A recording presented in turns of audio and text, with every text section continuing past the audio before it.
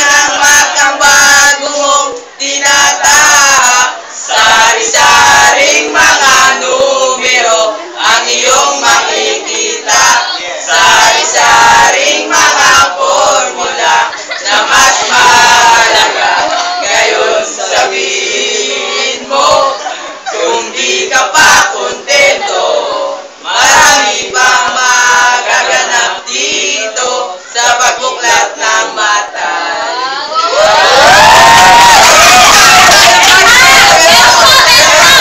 Sa baba, iabot mo na sa akin ang kalpyo at tayo'y ma-compute kahit pa sumasakit itong ulo.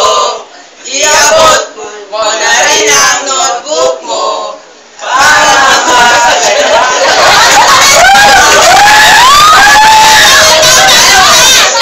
Di ba sabi ko sa'yo, tigilan mo na yan. Ang pag-iisip mo sa walang katuturan. Di maalis ng ating akang pagala. Dinagyan mo ng matang bago mong tinatahak. Sari-sari